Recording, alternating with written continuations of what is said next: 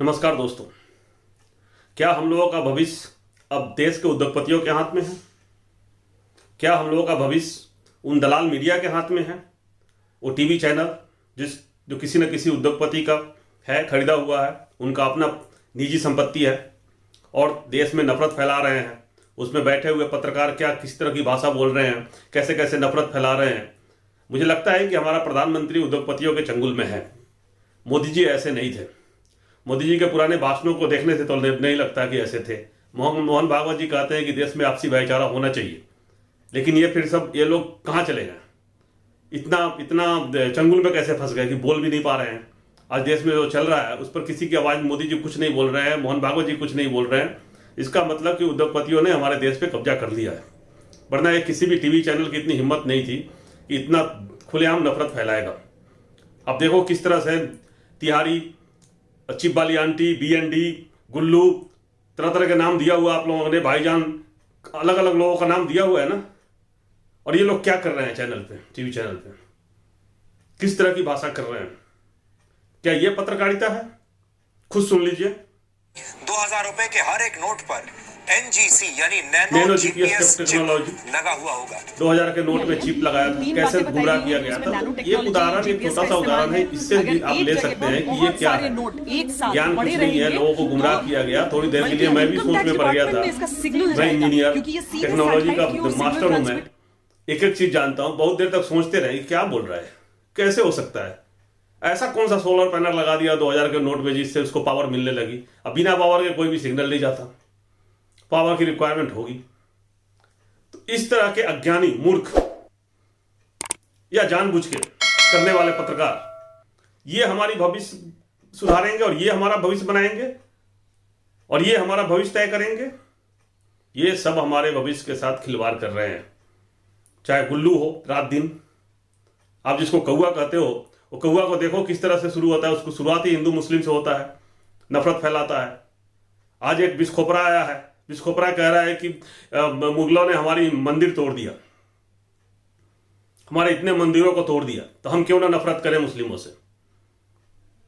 अबे मुगलों ने तुम्हारी मस्जिद तोड़ दिया, मंदिर तोड़ दिया, तो मुगलों को भारत में आया कैसे मुगल? हिस्ट्री तो पता नहीं है, इतिहास पता नहीं है, भूगोल पता नहीं है, न रामायण के बारे में पता है, न महाभारत के बारे में पता है, कुछ पता नहीं है।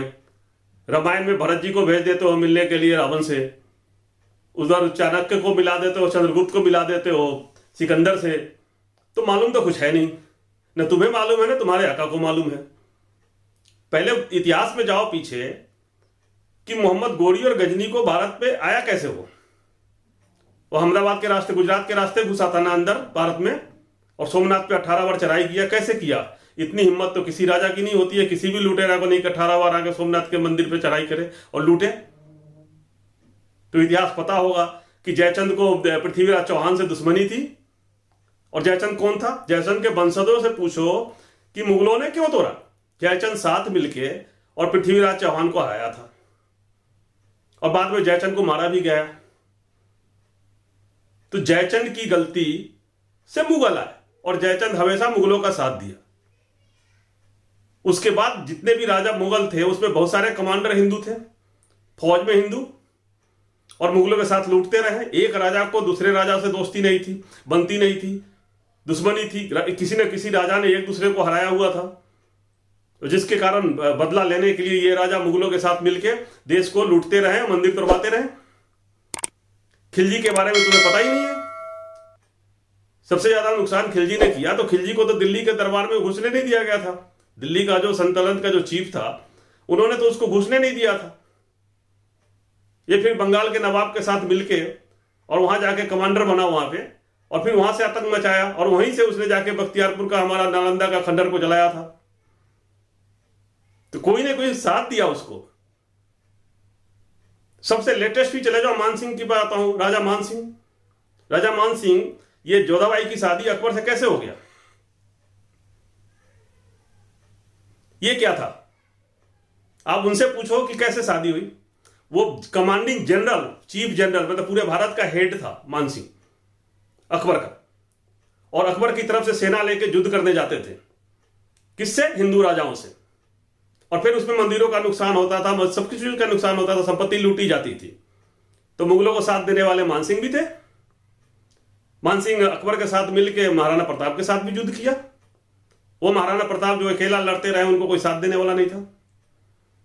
तो ये जो बिस्खोपरे लोग हैं, ये जो एक नया नया आया है, नया नया मार्केट में जो आया है, ये बकवास कर रहा है, इसको पता होना चाहिए। ये नफरत फैलाया जरा जान के, ये बिना अपने मालिक के आदेश के ऐसा नहीं करता होगा। ये जिस किसी का है टीवी चैनल, बिना उनके आज्ञा के तो कुछ होता नहीं होगा। जो विदेश भागने की बात कर रहे हैं, टीवी चैनल के बहिष्कार करने से कुछ नहीं होगा। आप लोग सुन लो, बहुत सारे प्रोडक्ट हैं इन उद्योगपतियों के जो हम यूज करते हैं, और आज के दिन में हमारी संख्या 120 करोड़ है। वो 18 करोड़ जो भक्त है उनको हम छोड़ देते हैं। तो अगर हम 120 करोड़ यूजर इनका बहिष्कार करना शुरू कर दें, तो आपको लगता नहीं है देश सुधर जाएगा? ये सब सुधर जाएंगे। ये जितने भी तिहारी, गुल्लू और ये सारे जो आंटी लोग हैं, ये सब के सब सुधर जाएंगे।